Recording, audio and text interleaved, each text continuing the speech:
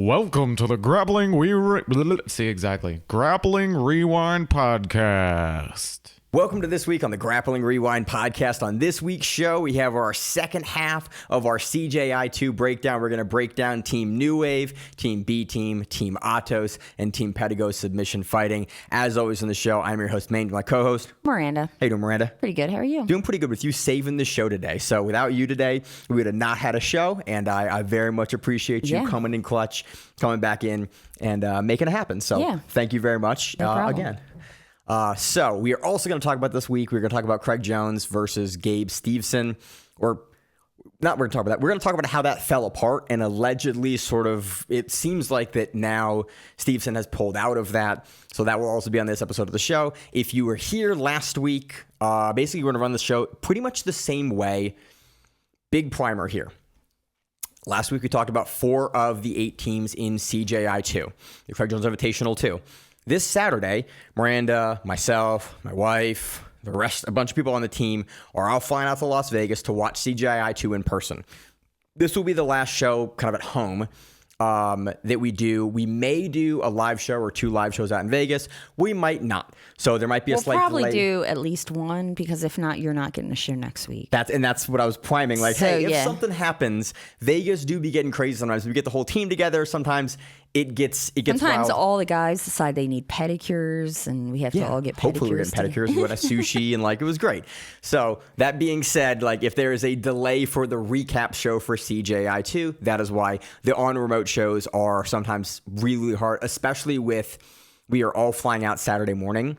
Then we're going to go to an event that starts 6 p.m. Vegas time, which is 9 p.m. our time. Well, we also have to check into our house. Then we have to do that. And then we have to watch probably at least 4 to 8 hours of jiu-jitsu. And then by 2 a.m., 4 a.m. our time, I'm not sure if we're going to want to do a podcast the first day. It is an arm pull to get people to do that. If we do it, we'll probably do it the next day. The morning of during the day. That Sunday morning. So that's the plan. That's sort of our tentative schedule. But again, if you don't see us for a week, that is why, because CJI2 is happening, and we're going to have a lot of fun. So it'll be great. This show is basically going to run exactly like last week's show. Last week we broke down the 4 teams. This week we're breaking down essentially all of the athletes on those 4 teams I just talked about, why you should care, some of their biggest accolades, mainly focusing on kind of their biggest victories over the big people, not as much on a lot of their losses. CJI2 is going to be a quintet style tournament. So what that means is that, and Craig Jones has kind of talked about it this week in some of his broadcasts, what that means is that the athletes are going to field the team, it's Team New Wave versus B Team. And B Team's going to send out their first guy, and then Team New Wave will send out their first guy as a result. So we don't know any of the matchups until we get the bracketing for the teams for even possible matchups. And then we don't know any of the matchups until literally those guys are on the mat. So we're not going to do a bunch of matchup previews, because there is a huge possibility that most of these guys won't see each other. And so even if we preview the plus 99 guys, there's a good possibility that we won't see any plus 99 guy go against any other plus 99 guy in the entire tournament. That's we true. might see it, we might not see it. So we're not going to spend really any time talking about matchups or he beat him in this tournament, because it's just not really relevant to the CJI2 format, that quintet style format. Really awesome to watch. Really hard to preview. So with that being said, let's move into kind of the biggest news of the week so far. Craig Jones versus Gable Steveson is allegedly out now, because Steveson has a toe injury, turf toe injury. Well, they said turf toe, then I've seen toe injury. I've seen a variety of different things said about his big toe. Yeah, so it's a toe injury. To get conspiracy theory here, which there's some stuff going on online that's really interesting as well. Let's talk about this, and I'll talk about why I don't really care. Mainly, we think that it is interesting. There's some interesting timeline stuff that happened here. This week, or I think end of last week, allegedly, Gable Steveson signed a late replacement fight to make his MMA debut on LFA. LFA is a well-known, really one of the top feeders in the world for the UFC. UFC has their own BJJ event. Yeah. And Craig Jones Invitational is notably not broadcasting on their service where they broadcast those events. It's also not broadcasting on Flow. It's broadcasting for free on YouTube. And there was the whole situation where Craig was kind of going hard at them because of their bowl. Craig's mad about athlete yeah. exclusivity and then pulling out athletes. And there's a bit of a back and forth right now happening between Craig Jones, this event, and the UFC. This event is taking place in Vegas, in the UFC's hometown as well. Yeah. So there's that as well. The timing of Steveson's signing to LFA for his MMA debut on late replacement, 12 days after this event was to take place, so he's going to fight on September 12th, Yeah. is really interesting if you have an injury that is so severe or severe enough that you're willing to pull out a main event super fight on a huge $1 million card with a $100,000 women's event on it. It is really interesting timing for that. What likely is the case, and sort of, I don't want to speak out of turn here, but the pieces that I've put together is, hey, he's been paid pretty good money to make an MMA debut in a UFC feeder. UFC may or may not be footing the bill to bring him in a late placement to get out of this event. He's going, cool, this is a one-off event with Craig Jones that I may win, I may not win, doesn't do a whole lot for me competitively. I'm going to go into MMA anyway. I'm not pursuing a jiu-jitsu path, so this sets me up much better to make a debut on LFA versus a guy that I can probably beat, versus the matchup in Craig Jones that's probably not going to do a whole lot for me in the MMA community. And then it puts me now in good graces with the UFC, And it could then put me up later career. And it could possibly hurt you if if you do something stupid. And again, he might legitimately have an injury. Turf toe is, from my understanding, notoriously hard to diagnose. So it's like you can't really get an X-ray, you can't see it, you can't see it on a CT. There's nothing you can really see. It just kind of sucks. It's an injury you have, but there's not a whole lot you can here it is on the chart where here it is on the scan where I can see it. It's a really good injury that checks a lot of the boxes to pull out. If your contract says that you can pull out with injury, it's a really good injury to have to do that, and then would still allow you to potentially fight 12 days after the event. It's also can be a very problematic thing if you are like a wrestler and do not if you still have a guard game, then maybe it's not as problematic because you're not pushing off your toes. But if you are an Olympic gold medal wrestler, tends to drive real heavy off his feet. Yeah, and multiple time NCAA. And you're used to the wrestling shoes. Yeah. Turf toe is a really common injury that wrestlers get coming into jiu-jitsu where suddenly they don't have shoes and they bang their feet into stuff because they're not used to it. It's like, okay, well, so again, it could be a legitimate injury. It could not. But regardless, that fight has fallen through. Now, I'm honestly not super broken up about this anyway. Craig Jones has very vocally talked about he's not training for this matchup. Yeah. He's not training in general. He hasn't trained in a year, pretty much by all accounts of what he's been saying. But I kind of wanted to see the chaos because he was going to come in on some weird looking singlet. He was going to make a show of it. Yeah. And I was down for that. I wanted to see the show, him walking out versus Gabby Garcia, which is another weird matchup, but it was I wanted the theatrics of it. Yeah. More so than I really cared about the outcome of the match. Because it's one of those two true outcome matchups. It's either Craig Jones does jiu-jitsu and wins relatively easily and handily, or Gabe Steveson holds him down and it's boring and he beats him exactly like Adam Bradley, or sorry, not Sean Brady beat him at Fury, which is you kind of hold him down, can't really do anything, nothing much happens, but you have top position, and so you take the win. It's either way, the match itself, I wasn't super jazzed about. I was we're not going to learn anything about Craig Jones, and we're not probably going to learn much about Gabe Steveson, and then he's going to go into MMA anyway, so it's a one-off. Yeah. That's not super interesting for me. So this broke, and I was oh, okay, well. I mean, it would have kind of been fun to see if he can do some kind of crazy backflip off the pit wall. The athletics of it would have been interesting, the theatrics, the athletics. It could have had interesting moments, but overall, as far as a competitive matchup, I'm not super broken up. The other stuff I'm sad we're not going to see, but that I'm if you're going to lose a matchup, it's kind of I'm not that mad we lost it. I would kind of much rather lose this matchup than most of the guys we have announced in the men's tournament or any of the women. And I checked, and to my knowledge, as of taping on Monday evening, we still have everybody. August 25th. Yes. I looked at the clock over here. It's hard to see. I know. I was right there. I can see it's way easier. Where is the date? Yeah. So that's the thought. Miranda, do you have any kind of overspoke there? Do you have any thoughts on this matchup, us losing it? Not really. I just wanted to see the shit show that it would have been. Yeah. More than anything. It'd be funny if they got the guy that beat him in the NCAA championships, the dude with the handlebar mustache that beat him from Oklahoma, if they like bring him in or like bring someone else in. Look, we do Gabby Garcia again, the Redux match. I mean, she's gonna be there. At least she said I don't know.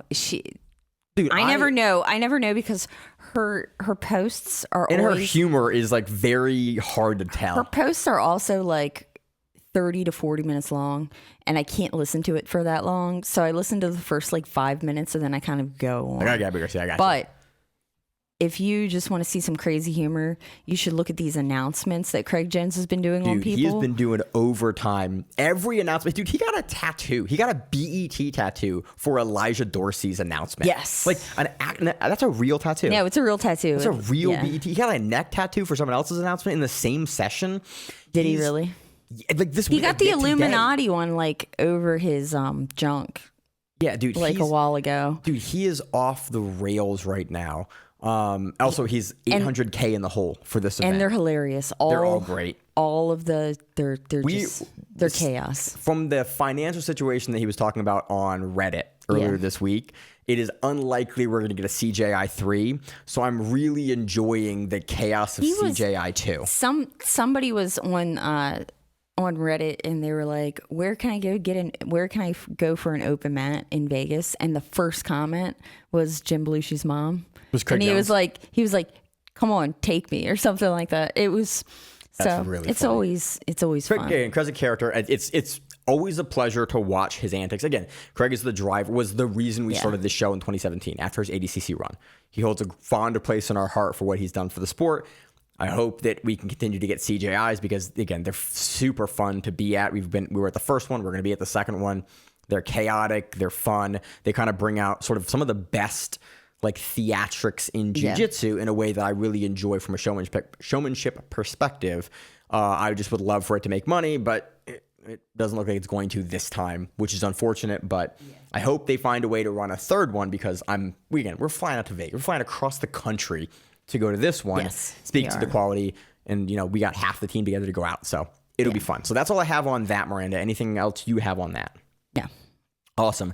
Let's kick it off. We're going to run in order for where we have our notes. Kicking it off with Team New Wave. We have at under 66 kilos, we have Dorian Olivarez. Under 77, we have Mica Galvão. Under 88, we have Vagner Rocha. Under 99, we have Giancarlo Bodoni. Plus 99, we have Luke Griffith. Notably, a couple weeks ago, we had Big Dan Manasoru drop out as their plus 99. Yeah. And so essentially Vagner Rocha went in to replace him, but Vagner is not a plus 99. So Vagner took Giancarlo's spot. Giancarlo moved up to under 99 kilos.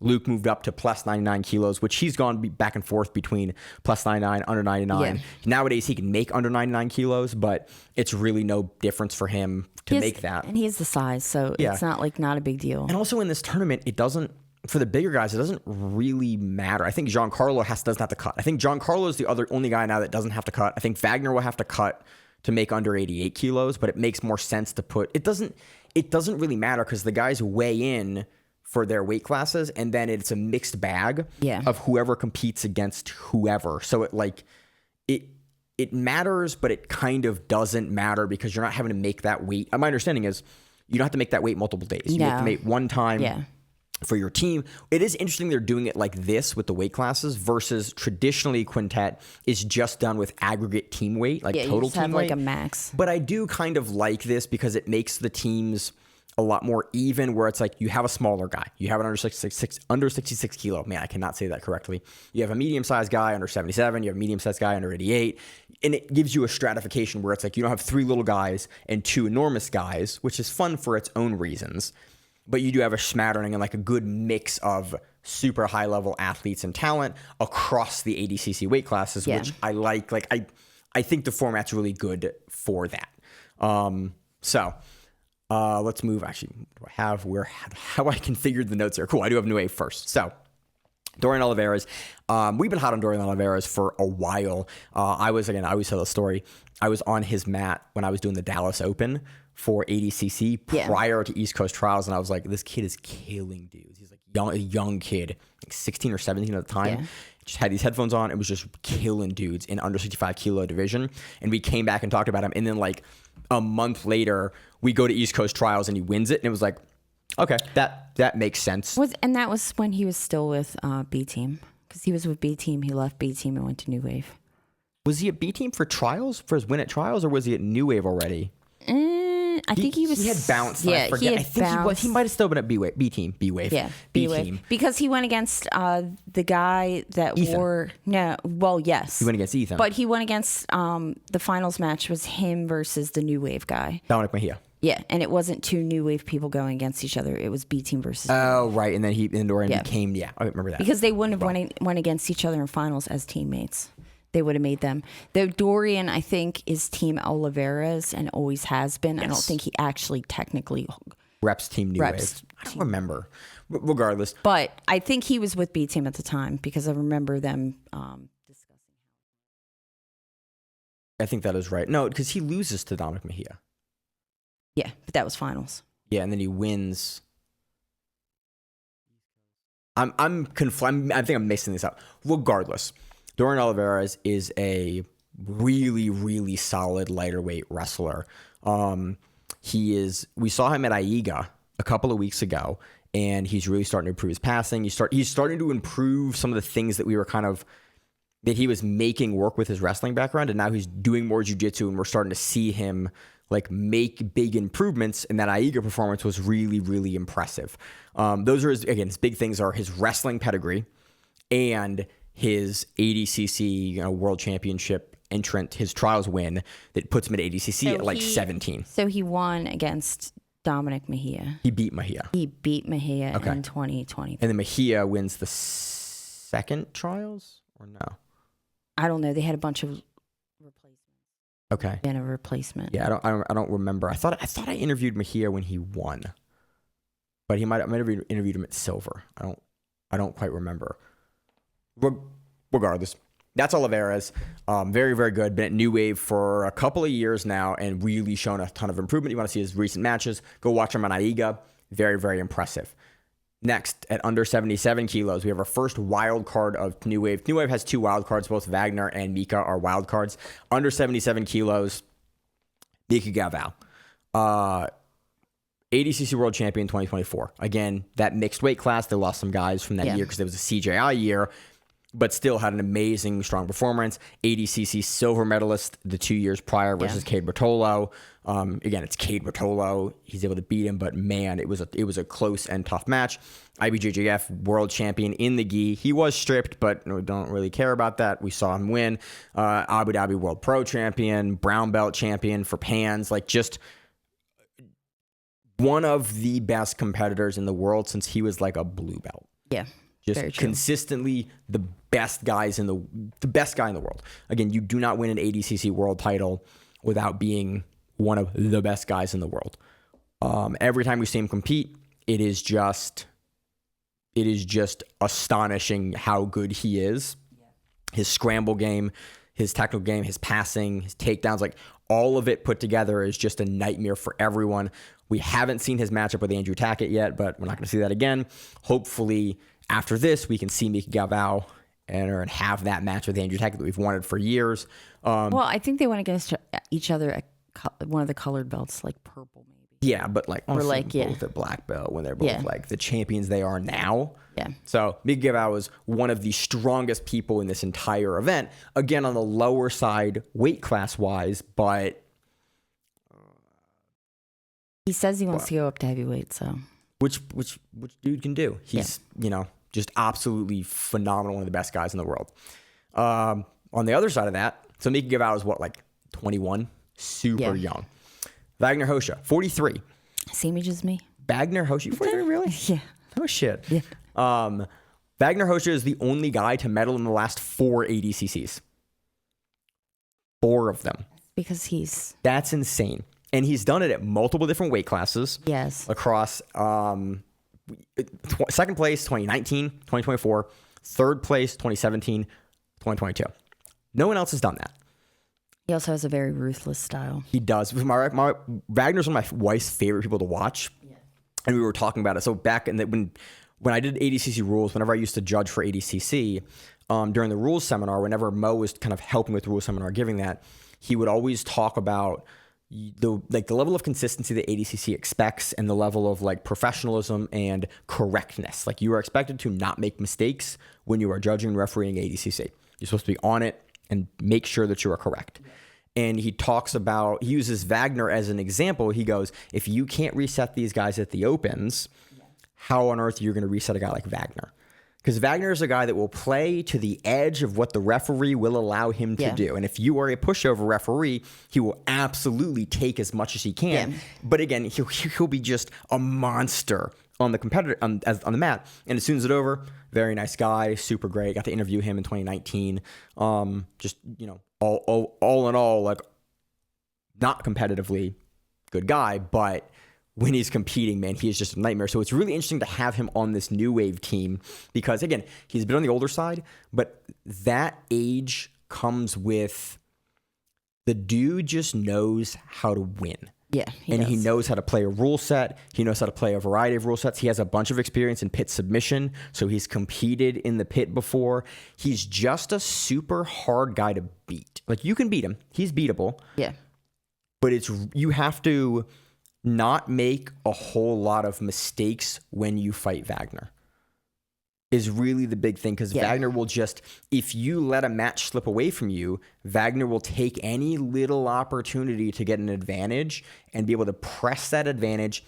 Wagner's also a guy that knows, in a real veteran kind of way, what he is good at and where he has to take the match. So he will take any advantage that he has and go, cool, this is the framework of how I win this match. Like, he's never going to just bowl you over with like physical athleticism, but he's just going to be in your face and in front of you and overwhelming you, and also on his own side, not making mistakes. He does have a certain amount of athleticism. Yeah, like he does. That wasn't. They all do. Yeah, they all do. But he's not Mica Galvão. My point is, like, he's not just, or Andrew Tag. He's not just gonna like bowl you over, but like if you give him a bad stance, he will knock you down. He will snap you. He will shoot through a double leg. Like he has all of the tools to capitalize on him forcing you into a mistake, and then taking advantage and taking that all the way to a win in whatever rule set he needs to do that. And he's just he's been able to do it for 20 years, and it's just 10 plus years at this point. It's just been phenomenal to watch. He, in this rule set, is just going to be a nightmare with whoever he ends up in, because you have to put a handle on He also is going to talk shit to you, and you can talk shit back, but you don't really know the level which Vagner will go to. Yeah. Dude, if you ever see... Vagner will smile at you the entire match. The minute Vagner stops smiling at you in a match is like, oh, it's going to be a good Vagner Rocha match. It happens like once a huge tournament.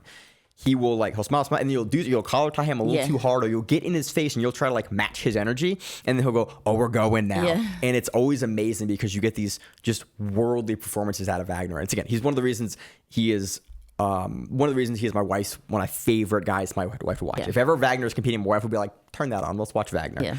So that's Vagner. Anything else on Vagner? Nope. All right, moving on to Giancarlo Bodoni, now moving up from under 88 kilos to under 99, because Vagner moved his spot out. What do you say about Bodoni? Bodoni's two-time ADCC champion, 2022, 2024, IBJJF Nogi Pan champion in 2022.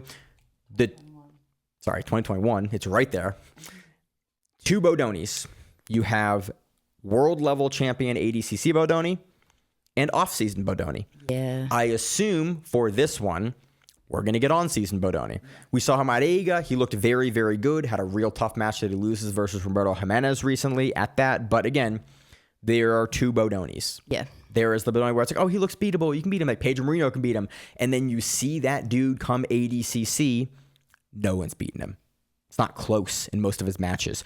He can show up in a real special way every year, every other year, to just be one of the hardest guys in the world to beat.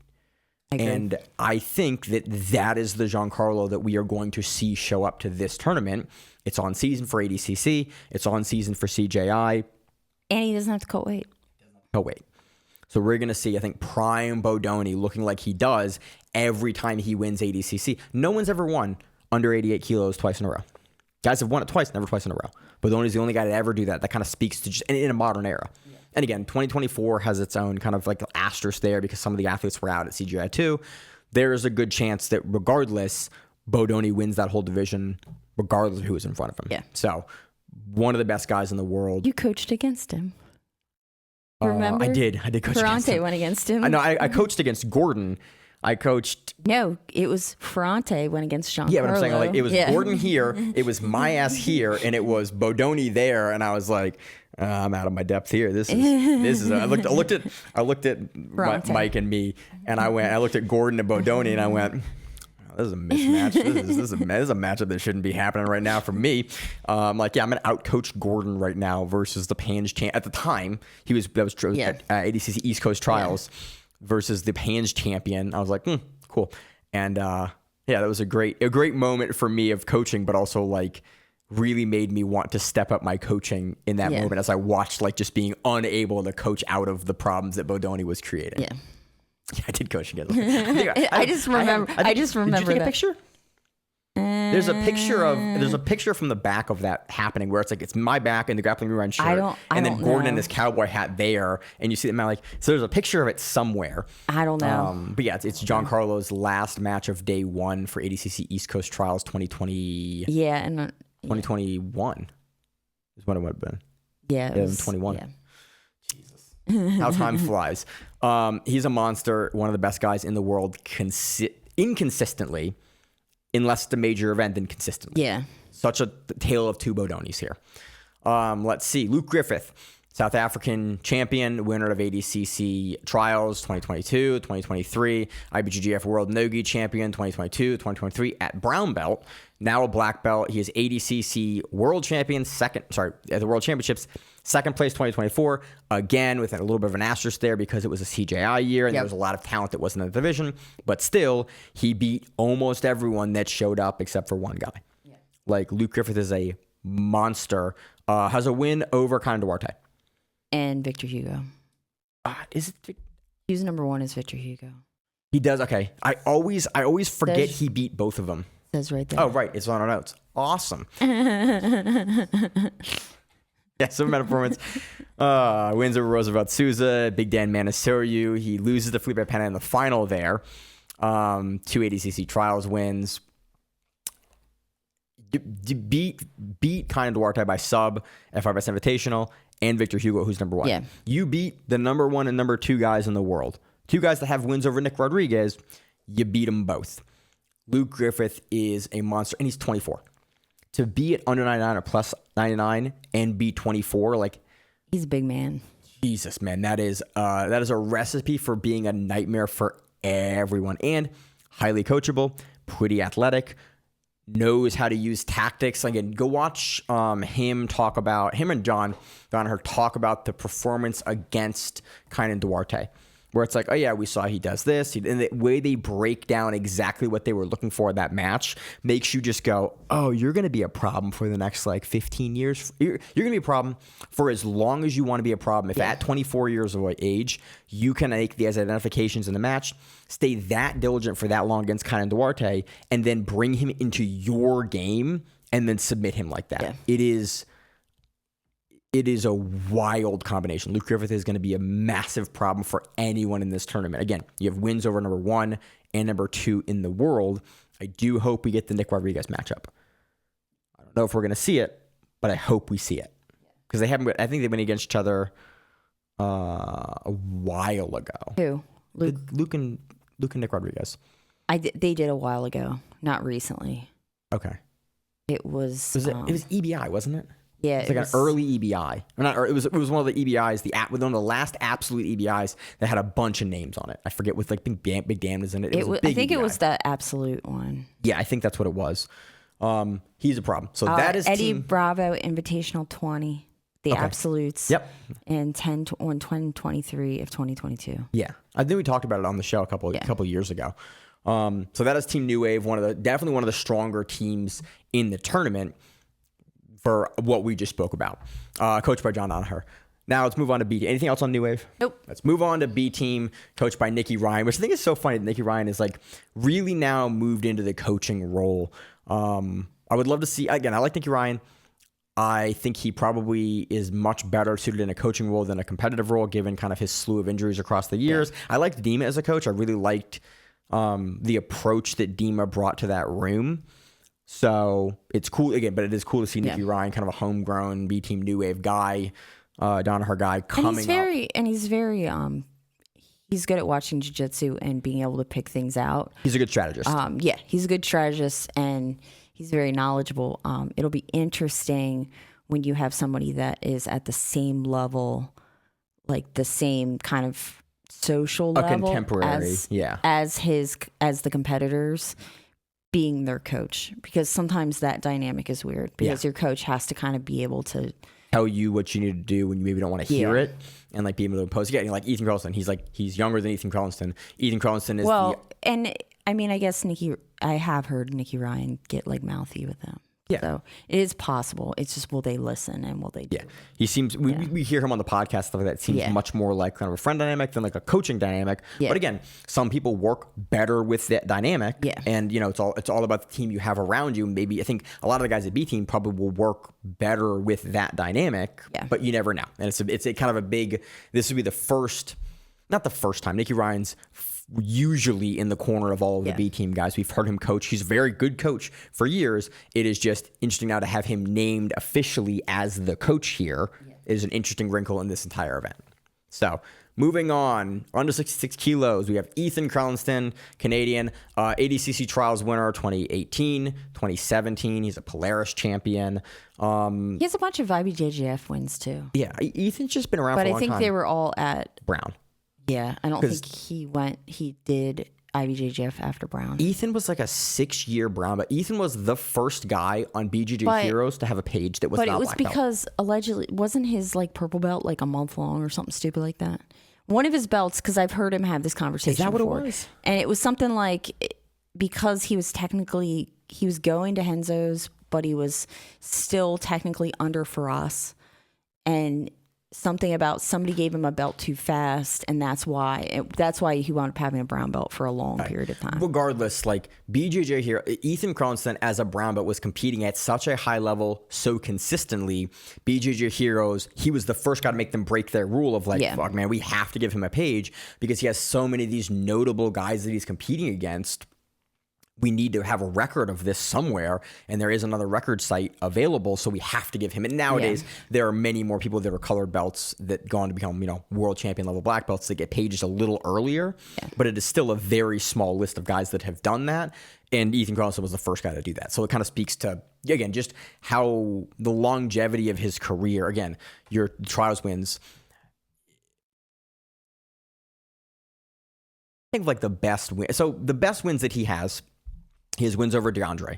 He has wins over Max Hansen. He has wins over Andrew Tackett. He has... Andrew or William Tackett? Who? I think Andrew at Jits King. Yeah. Back when Andrew was like a purple belt still. Junie Ocasio, Keith Kukorian, Fabricio Andre. Like, Ethan Carlston typically doesn't do great at ADCC. And by own admission, he kind of jokes about not being able to make a day 2 at ADCC. But when he's in front of you, man...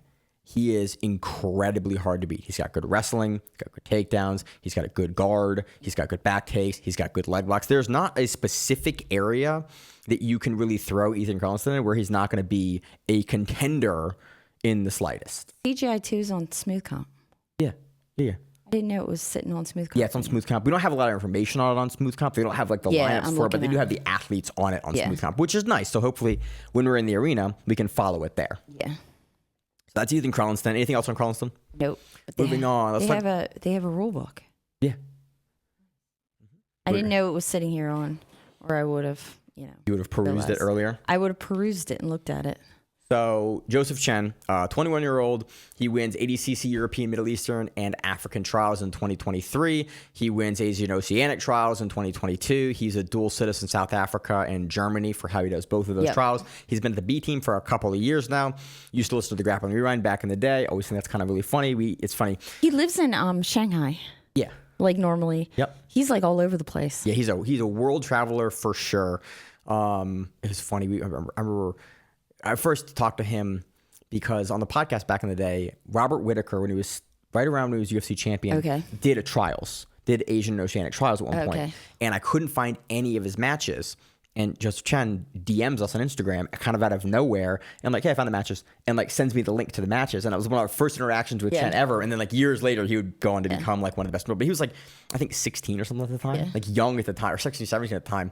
And it was just wild to like, that's cool. He's, he's turned into like an amazing grappler now, 2-time trials champion. He's always a lot larger than I expect him to be. Yes. Like for whatever reason, and more heavily tattooed. Yeah.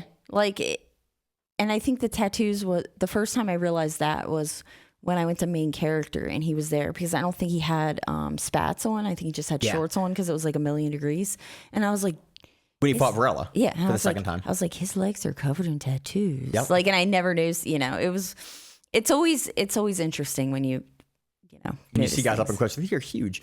Yeah. He has a slew of really good wins. He almost has a win over Hulk in CJI1, where he was beating Hulk, and then Hulk threw a Hail Mary like leg splitter and destroyed his knee. He said in an interview, I heard him talk about it, and he said he knew he won, or he thought he had won, so he kind of like turned off the gas, and he was just going to kind of chill for the rest of the match.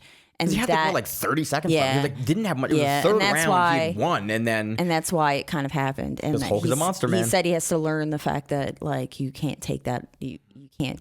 Especially versus a guy like Hulk. Yeah. But again, to be able to beat a guy like Hulk, like again for a couple of years, that was like Giancarlo's claim to fame. Yeah. Before that, he has wins over Mateusz Szczynski, the footlock, like shotgun footlock master. The year before Szczynski, or broke his 2 years foot. before. A year? Was it 2 years? It was trials. Was it trials? It was trials to trials. Was it they run those trials differently? So yeah, 2 years. So it's like maybe 2 years. Yeah, broke his foot, and then he beats him. Yeah. Beats Tommy Lanniker, then beats Oliver Taza. Back to back to back. Yeah. To win his, I think, was it the second trial? First trials, I think. First trial. Oh, no, sorry, because he has third place at the first trials in 2022.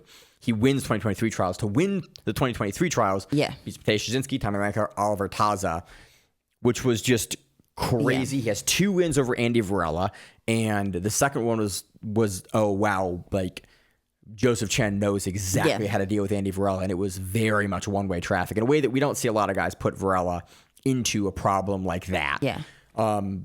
Good, super technical. I've seen Joseph Chen. He took out DeAndre Corvey at who's number 1, because that was the match that was going on when I actually showed up to the event. Chen's really good. And he just took him down very easily and got on top of him. And he's young. He's 21. Right? Wasn't it him versus him, or I don't remember, and I don't think think he faced DeAndre. Because that was the same weekend. That was Main Character. That was something else. Ethan Krellinston went against DeAndre. He went against. He's also on the card. TLI guy. Elijah. Yeah, Elijah Dorsey. Okay. He that was the match. Yeah. I'm getting my matches confused in my brain. Sorry. I taught 6 a.m. class this morning, so I've had a very long day now. That's why I appreciate you helping run the show, Miranda. Chen is really good. He's been at B Team. He's off and on. He's a world traveler. I don't have much more to say about, like, he's just hard to beat everywhere and has sneakily good wrestling, top position, and passing. Yeah. Like, his guard is good, but he gets on top of you. He is just a very, very proficient passer, and he will talk shit the entire time, even in training. Yeah. And it is very fun to hear his rounds because he just does that. Also on B Team, Chris Wojcik. He finished 4th at ADCC World Championships in 2024. He went to the finals of PGF season 7. Really good. He has basically his claim to fame is the Woj lock, which is like you just got the Woj lock here because I'm blanking on how to describe it. It's a 50-50 leg lock, and it's almost like it's like a reverse Aoki or a Stima. Yeah, essentially is what it is. It's a nifty leg lock. He's kind of made it his own, and he's very, very good at it. And it's a leg lock that generally, from the positioning that you have, it's a bullshit position. Like you're not really going to do anything from this position. Traditionally, guys can't finish it. Yeah, traditionally, it's not an easy spot to finish what he's doing, and he's figured out how to do that. And he's also wrote your foot off. He's also wrote a book on jiu-jitsu. He's not. Craig Jones was smart guy reading that book on the toilet in his In one of the many announcements in he's one done? of the announcements. That's funny. Well, it was Chris Wojcik's announcement. Oh, It's that him makes sitting sense. on the Okay. toilet with the book. Dude, all of the announcements that Craig's making have just started to blend together in like a giant menagerie of like, Well, what crazy they all thing was he kind of doing here? relate to the person. the he's person. announcing. Like Let's the get one character. for Joseph Chen was he was showing the police helicopters with the lights down on the city, like searching for people, and then they just put a light on Craig Jones, and he's like, I don't even know how that relates back, but it relates. They're all just a great story. But yeah, Wojcik is fun. Look out for the Woj lock. Under 99 kilos, usually over under 99 kilos, we have Nick Rodriguez, CJI1 champion, beat Felipe Anjou to take that title. $1 million grappler, ADCC world champion 2 times, both 2019 and 2022. Won West Coast trials in impressive fashion in 2019. He's real good. He has wins over Roberto Cyborg Abreu, Yuri Simoes, Muhammad Ali, Luke Griffith. Like, pick and choose your big name guy. The only guys that he doesn't have wins over are like Conor Duarte, Victor Hugo, and Gordon Ryan. Those are the 3, like the big guys. Everyone else, if you're not those guys, Nick Rodriguez, for the most part, has beat you, and usually in like relatively commanding fashion. Yeah. His passing has gotten really good in the last couple of years versus everyone not named Victor Hugo. Yeah. He starts to play a little guard now. He's developed footlocks. Like, he has wildly rounded out his game since we saw him make his debut at ADCC as a blue belt in 2019. We've been following him since 2018 versus when his first trials, because he went against the guy that I knew in the first East Coast trials that year. And I was like, who's this guy? We looked him up and wrote an article, and it was cool to find out him in 2018. And then he burst onto the scene in 2019. So that was really cool. There's not much else. It's Nick Rodriguez. He's one of the best guys in the world, and he is on Team B team. It's surprising to see him at 218 pounds. He usually walks, I think, at like 234, I think. Oh, okay. He's usually would walk, but maybe 228, I think, is as low as I've seen him. Yeah. But I mean, he can probably make the weight. He obviously can make the weight, but it is interesting to have him cutting it under 99. Well, because he has to, because Victor Hugo isn't going to make 218. Hell no. Victor Hugo's gonna make 265 and be happy one about of his it. legs will make 218. So that moves us to our wild card, B team's wild card. If you can't beat him, join him. Yeah. Victor, that's the opposite of that. If you can beat him, Yeah. might as well. Victor Hugo. I just gonna leave it there. Well, Victor Hugo is also from Alston, so it kind of makes sense. Yeah, and he's right local with them. He's a 5-time IBJJF world champion, including double gold in 2023. He's an IBJJF Nogi world champion 2019, 2022. He's a Pan champion. He's beaten everyone. Yeah. He is Victor Hugo. He's the only guy to beat Nick Rodriguez 4 times, which is just mind-blowing. He subbed him last time in a matchup. I was like, there's no way, and then he did it. I don't really know what else to say about Victor Hugo. You don't win 5 IBJJF world titles as a fluke. Victor Hugo is kind of a freak in nature. Yeah, he's enormous. He has really long legs, really long torso, and he's flexible. He can play guard like a little guy. Yeah. He's got like a flowy guard. He is nearly impossible to pass. And even if you are able to pass, like Nick Rodriguez can pass him, he can't hold him down. Yeah. And Victor Hugo just has really great like technical fundamentals for a big guy, which a lot of times you see those break down because they rely too much on their athleticism. Not with Victor Hugo. Great triangle game. Underrated leg lock game, truthfully. There's just not an area you can put Victor Hugo in where like you're gonna beat him. You can't really fall back for a leg on him because he'll come up. He'll out pummel you for legs as well. You can't pass his guard and keep him there. He's gonna play off his back. Maybe you out wrestle him, but even then, now in CGI, you're gonna hit a wall. Yeah, he is a wall. So like, good luck. We did see him get beat by Lucas Kennard in the CJI1. I've watched that a bunch of times. I don't want to call it a fluke because again, Kennard's a good grappler. Yeah, we watched it back. It was odd. And it could have been just a. It looked like he wasn't ready. He was warm. You know, he wasn't like some people are slow starters, and sometimes it takes a little bit to get yourself. Kennard kind of came through. He did exactly what he needed to do, get the win. But like, it's one of very few like fluke losses for Victor Hugo in a way that is and not repeatable. And Victor Hugo doesn't do a lot of interviews or like press. Yeah. So it's not like you heard him be like, "This is why I lost." Yeah. You know, he doesn't do. He is pretty like Quiet and stoic. His interview Like, on The Simple Man was really good. Yeah. That podcast was really good. He got the guys, he was getting with the guys and like gave a really good, he was a guy I would love to hear talk like for 3 or 4 more hours. Yeah. Like it was a really engrossing podcast. But he doesn't talk, thoughts. you know, he doesn't talk shit. He doesn't do any of that kind He of just stuff. wins and beats everyone. And you're like, oh, that's kind of, that's the way to do it. Yeah. Anything else on Victor Hugo? Nope. So that's B team. Again, another very, very strong team. I think maybe the favorites in this, but again, there's so many teams in this. It's very hard to call favorites because a lot of it is going to depend on matchups, like how you play your matchups. Yeah. Another strong team here. Team Atos, coached by the one and only Andre Galvão, one of the winningest dudes in the sport. Their wild card is under 66 kilos, Pato. Diego Pato Oliveira. Yep. IBJJF world champion 3 times, 21, 22, and 21, 23, 24. Nogi world champion 2 times, 21, 23. ADCC world champion, 2nd place, 2024, in the division that didn't get impacted at all by CJI, so the monster under 66 kilo division of 2024, and 3rd place in 2022. IBJJF Pans champion 2 times, 2021, 2024. Abu Dhabi World Pro champion 2021. And the IBJJF Grand Slam. Yeah, in 2020, what, that 2? Yeah, I think 21. Grand Slam winner in 21. Dude, just a monster. Well, being who's number 1 2-time champion too, beat Dante Leone, and he's the 45 champion to beat Baby Shark. Yeah, being a under 66 and growing up at Unity will probably make you a very hard human. Yep, that's like, reasonable. Because think about it, like your room is a bunch of Meows, and then you got Murillo, and you got Devontae, and you got Leandro would come through with not in frequency, and everyone else that loves Murillo would come through all the time. Yeah. That's your room growing up in. Yeah. And then you move over to AOJ as a champion, and then you're with Tynan and Abate and all of the other talent that AOJ brings in.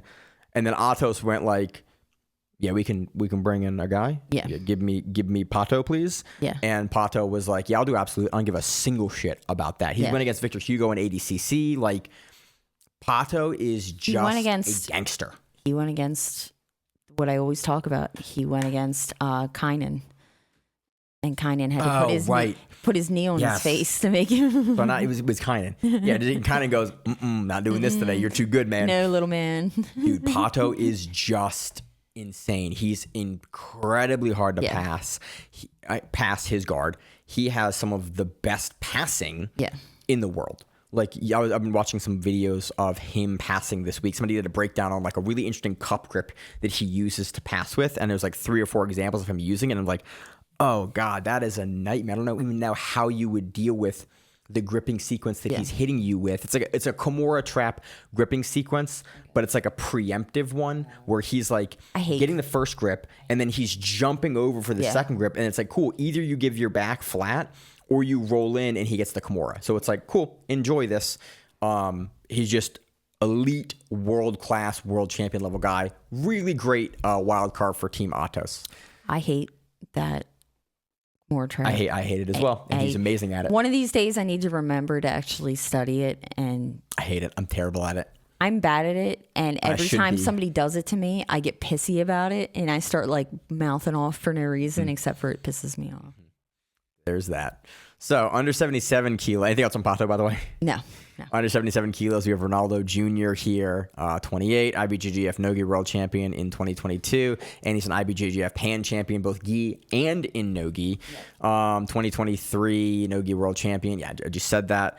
It was a big notable win over ADCC Trials winner Jay Rodriguez. That was the weird one. It was a notable win because it was a win, but the match itself was. But he just kind of like shut down. He just shut down J-Rod's and this is wrestling, and then down on top of him. J-Rod has a kind of a history of once he gets shut down a lot, he just gives up. Yeah, not even gives up. It's just like he runs. If you give him no options, he runs out of options. Yeah, but then he just doesn't, like, once you mount him, he's done. Like, he doesn't fight out of it. He just kind of. Yeah, it was a weird match, but it was a very commanding win for Ronaldo here. Yeah. And it was sort of like the blueprint of, okay, this is a good way to beat Jay Rodriguez here. If you can kind of get away from the wrestling, get him down, this is how to do it. Right? Again, that was how that happened. Because it was a bunch of wrestling. Either I keep messing up that match and the match that J-Rod had with Jontas Gracie.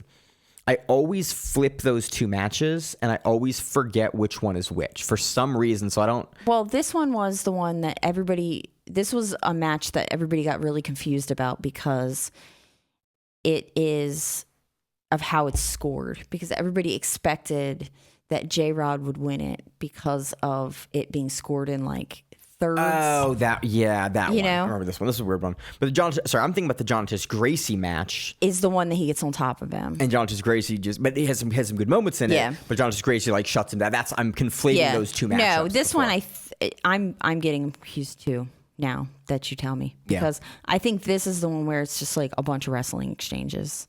Maybe that's but I forget. But basically, everybody was like, "How the fuck did J-Rod lose?" Yeah, we had to talk about it on the show and kind of walk through what we thought the scoring criteria was for it. Yeah, this because it was one. like 3 parts, and then you had to put them together. And he had the one on Polaris as well. I had the same kind of problem there. So, regardless, not talking about J-Rod too much. Ronaldo Jr. is a monster here. He's on Team Atos. He has big wins and big championship wins. Speaking of Hulk, the under 88 kilo entrance from Team Atos, IBJJF World Champion 2-time, 2018, 2021, IBJJF Nogi World Champion 2-time, and Absolute in 2016 and 2017. ADCC World Championship, 2nd place in 2022, 3rd place in 2019. Go watch Patrick Gaudio shoot into Hulk in 2019. It is, I talked about this week, it is one of the best, like, just bull shot blocks in the sport. Like, Patrick Gaudio shoots a really good double, and Hulk just like stiff arms, just throws his hips and chest into Gaudio and kind of knocks Gaudio over, and you're just like, oh, that's why they call you Hulk. Yeah. It is just an insane block to hit on a guy at the pedigree of Patrick Gaudio. And isn't this? It was him and Mateus Denise where Mateus put him out. And he woke up first. And BJ Sars. Yeah. Yes. Sometimes I win in my dreams. Yeah, because he won on a TB Mateus on a technicality because the Niz puts him out and then the match ends. But he never tapped. And it wasn't clear if he was out when the match was called. Yeah. But he was kind of clearly out when the match was over. The match was over. But he was given the win after much deliberation. But again, man. So he wins in his dreams too. He does win in his dreams.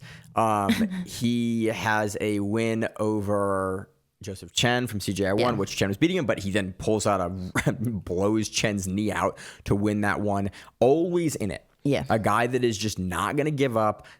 Recently been fighting MMA, but it seems to be making the transition back over into jiu-jitsu kind of with this announcement. Opened up his own school in the Pacific Northwest. Just a gangster. He has a really close match with Giancarlo Bodoni in 2022 in the finals of ADCC. Yeah. Like, he's just a guy that's always consistently in the mix and always super hard to beat because he's just going to fight you the entire time, and he is the Hulk. And Craig Jones painted himself green. He did. That announcement was wild. And I was like, oh. And Gabby Garcia painted herself a little green for that one too. I thought it was going to be, he was going to be green for a while. I was like, we're going to watch. It looked like it was like, you're not going to get that paint off. Yeah, you're not going to get that paint off your body, sir. So that is Hulk. That is Hulk's pedigree. Moving on to the under 99. We're not even over 99. Under 99, you have Kaynan Duarte, 4-time ADCC champion. I saw a picture of him recently back in the day when he was. We just watched a match. It was what match was that? I don't know, but he had blonde hair. Mm-hmm. And I was like, that's Kaynan. Yep. I think was it a 2017 ADCC match? Yeah, or something like that. Yeah. 4-time champion, double gold 2024. Yep. Dude's a monster. He is. Wins over Nick Rodriguez. Wins over everyone else. Really close matches with Gordon Ryan in 2019 at Pans or Nogi Worlds. I always forget which one it was. One of them's Yuri. One of them's Kaynan. IBJJF World Champion 2 times. I think 3 times technically. There's a pop in there. IBJJF Pans Champion in 2019. World Pro Champion in 2019. Wins ADCC 2019, 2022, and in 2024, both divisions and the double gold and absolute. He is on any given day the best guy in the world. Yeah. Consistency, like he's another guy, Giancarlo, like he's beatable here and there. But man, when push comes to shove at a major, he's going to win that most of the time. And for somebody to beat him, they almost have to be his size or larger than him. Yeah. And then they have to control and like. Unless you're Lachlan Giles that one time. Yeah. But I mean, generally, you don't get like smaller people. No, kind of knows how to deal with it. Go back and watch his match with Fabricio Andre at Polaris. Yeah. Like he gets going with Fabricio Andre and then he goes, I'm not going to do this with you. Yeah. And then we hold you down. Like Duarte is a guy that you need physical attributes to beat. He's got an insane guard. He's got serviceable and decent enough wrestling to, to make it work for you. And he's got great passing. He's got good back takes. He's got good submissions. He's, again, an extremely good, well-rounded grappler under Atos. He has wins. I mean, go back and watch his win over Craig Jones at ADCC. Like, I don't love the match. It's not a good match, but it's also like it is a commanding victory in a way that you do not see very often over Craig Jones. Yeah. It is just like he gets on top. He stalls, and then he gets called for stalling, and he scores points. And he stalls, gets called for stalling, scores more points. Like he can just at will score more points. Yeah, he knows that he's going to get the points, so he doesn't give a shit about the stalling. The win over Yuri Samos. This is last year's ADCC Superfight champion. Like, Kynan is just any given day the best guy in the world. Not last year. Except for last year. Well, no, Yuri Samos. That would have been 2 cycles ago. Last year, remember he? Sorry about that. He went against Craig Jones last year. Yep, good catch there. So that's Kynan. Then there's more. Oh, but wait, there's more. Team Atos, which I think is really funny that he's not listed as a wild card. Yeah. But technically, Gracie Barra, Felipe Pregus, I can never pronounce it. Craig Jones couldn't pronounce it either. Yeah. Felipe Pena. ADCC world champion 2 times. And then he won the absolute as well in 2017, notably over Gordon Ryan. That was the match that Gordon always wanted to get back. Felipe Pena just has an amazing bear trap half guard game that no one in the world can really deal with. IBGF world champion 3 times. Nogi world champion back in 2015. That's how long he's been a black belt competing and winning at the highest levels. A world pro champion 4 times back when the world pro was like the pinnacle tournament. Again, one of the best in the world. What does it mean? His is a weird one. I forget. I always forget. Laziness. That's what it was. Yeah. I love it. Sloth. He just has a crazy half guard, and he wants to lock you into the bear trap half guard. He's gonna sweep you over. He's just a weird nightmare matchup for everyone. Yeah. Because he just knows how to win. If you try to leg lock him, he's got some of the best counter leg lock back takes in the world. Yeah. Like, he is just incredibly hard to beat. And he comes from a period of time Brazilian community did not believe in leg locks. Yeah, so for him to have that good leg lock defense is just astonishing. It takes a lot to take them out by leg lock. Yeah. He's just incredibly good. He's had some iffy performances here and there, notably like his 2019 performance versus Andre Galvão in the absolute. But again, we're talking about like 6 years ago. Yeah. It was like, but it was also allegedly he had staph and was on antibiotics for like 36 weeks or something. Dude, staph for a week will give you antibiotics for a week will and he was he made a big post like he got surgery after. It was a whole bit. He was in compromised condition for that. So it's one of those like but if you go back and watch his performances, man, he just is routinely impossible to beat. Yeah. That's Felipe Pena. That's the Atos squad, man. It doesn't really get any higher level than that at the top end and the bottom end for the Atos team. Moving on to Pedigo submission fighting. Coach Heath Pedigo, the Daisy Fresh team is kind of what they're colloquially. That series was known as Daisy Fresh.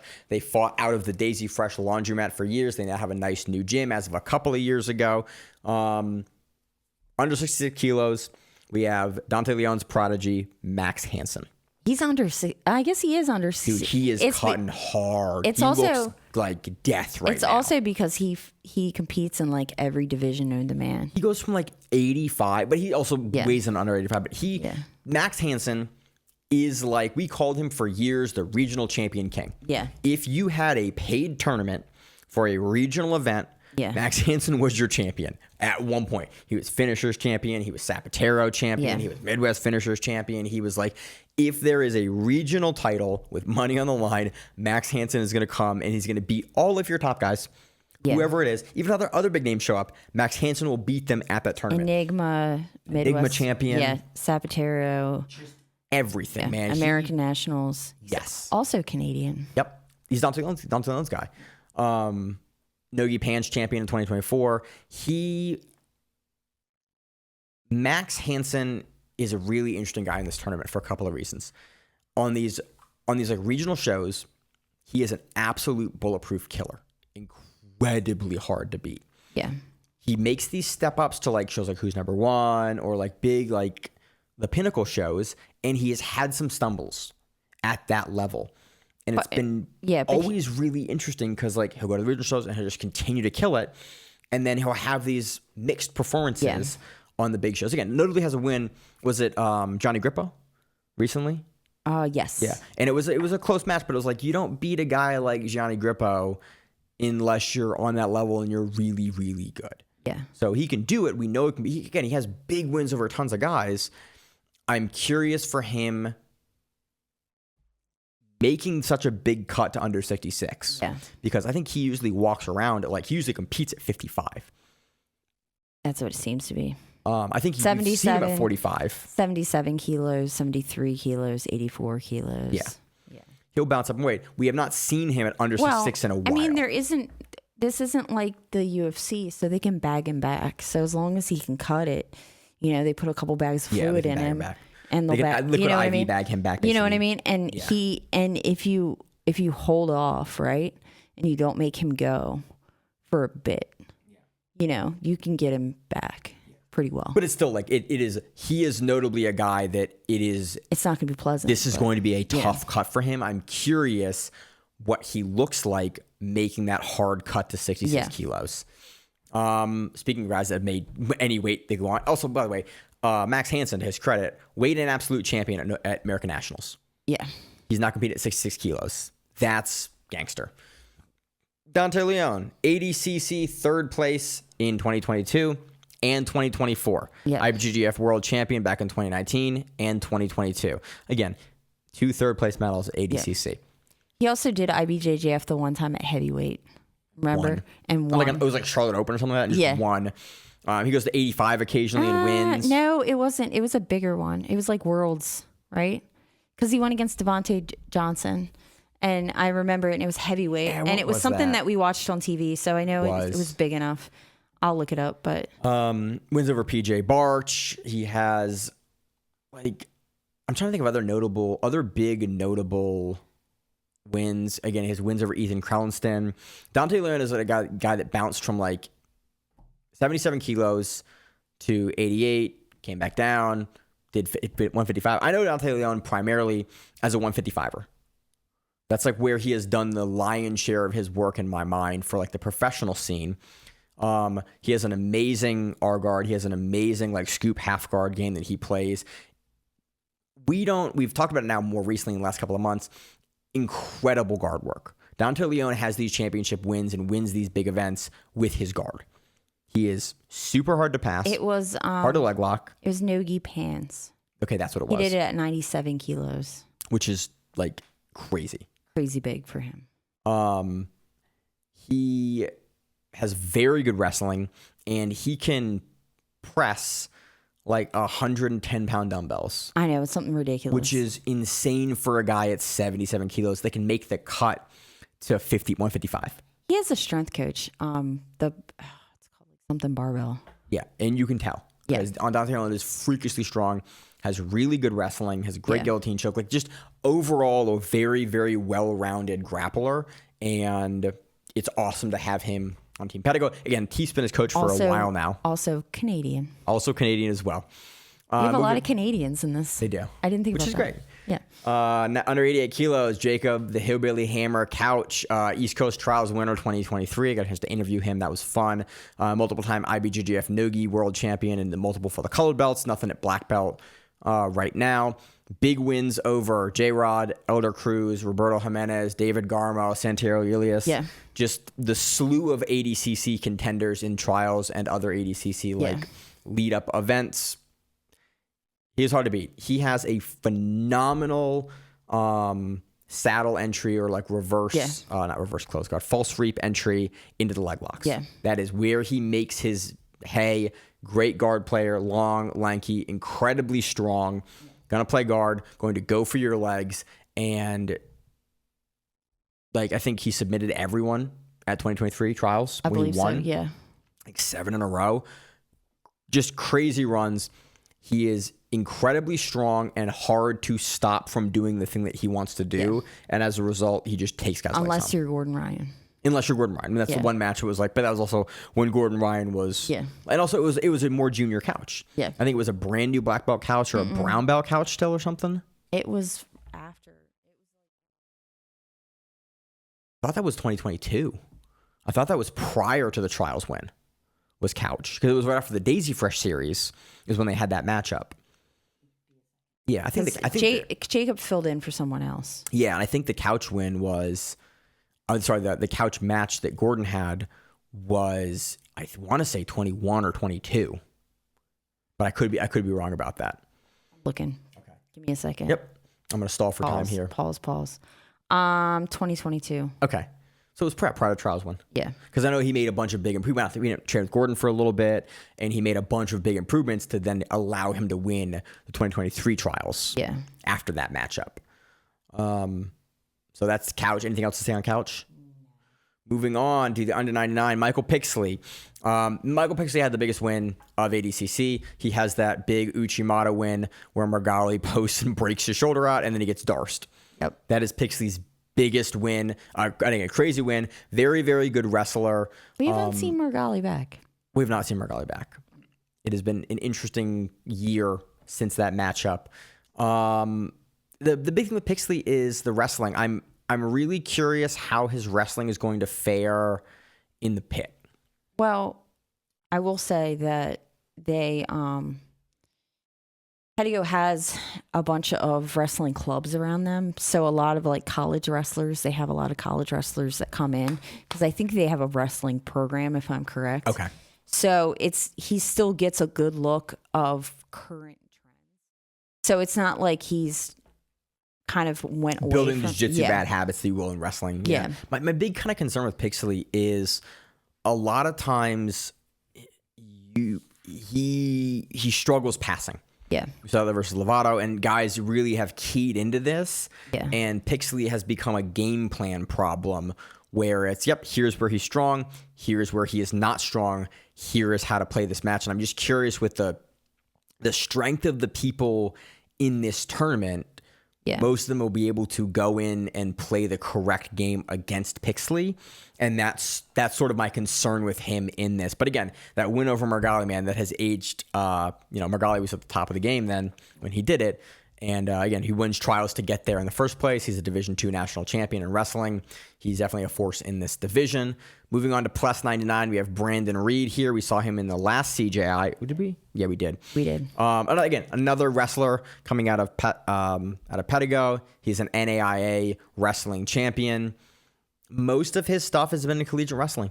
Well, because he does IBJJF and he's still technically a purple belt. Yeah. So that's, we're just not going to see him in the same level. Again, good wrestler. Didn't do great at CJI1. Again, he's had a year to improve. He has obviously improved since then. We just still don't know enough about his game in kind of the jiu-jitsu landscape versus the highest level guys to be able to make a good pinning on where he sits. So that's Team Pedigo. Pedigo submission fighting. That is all the teams. So it's Pedigo. That is Atos, that is B Team, and that is Team New Wave or Team Kingsway. I'm curious if they're going to be Kingsway or New Wave for this event, because a lot of they made that name change, and we don't know exactly and we know how Craig Jones is, so he might keep it as New Wave just to be like. Just to market. Yeah. Yeah. So who knows? But one more time, let's run through all the divisions, because this will be the last show. We're flying out into this week to Las Vegas, Team 10th Planet. So I'm going to run them 66, 77, 88, 99, plus 99. Yeah. Team 10th Planet, Gio Martinez, Alan Sanchez, PJ Barch, Ryan Aiken, Kyle Bain. Team New Wave, Dorian Olivarez, Mica Galvão, Vagner Rocha, Giancarlo Bodoni, Luke Griffith. Team B Team, Ethan Carlson, Joseph Chen, Chris Wojcik, Nick Rodriguez, Victor Hugo. Team Atos, Diego Pato Oliveira, Ronaldo Jr., Lucas the Hulk Barbosa, Kainan Duarte, Felipe Pena. Team Pedigo Submission Fighting, Max Hansen, Dante Leone, Jacob Kautz, Michael Pixley, Brandon Reed. Team Australasia, Fabricio Andre, Kenta Iwamoto, Lucas Kennard, Declan Moody, and Bilal Echabadi. Team Americas, Gavin Corbray, DeAndre Corbray, Elijah Dorsey, Taylor Perlman, Pat Downey. And Team Europe, Owen Jones, Paolo Jaworski, Paulo Dilla, Charles Negromonte, and Marcin Machulowicz. And did we announce we did announce times last class. Or last class. No, I don't think we had them last time. We might have had them We may last have time. it's so United States Day 1 starts at 6 p.m. Pacific Daylight Time, which is East Coast time is 9 p.m. We are going to be both days. We are going to be quite tired come the final day of this. And also on this event, we have the women's $100,000 tournament. Yeah. We have Sarah Galvão, we have Baby Vieira, we have Helena Krovar, and we have Adele Florino. Yeah. And that is a dope event. We talked about that 2 weeks ago. If you want to hear us kind of recap, and that was a fun show. I really enjoyed the hell out of that show. So that'll be a great tournament. It's happening in this tournament as well. It's going to be great. Tune into it. If you want to get your friends into it, some of the podcast. Yeah. We try to make the show a great ramp I'm trying to up. make sure nothing's happening because it's kind of how it works that we always are.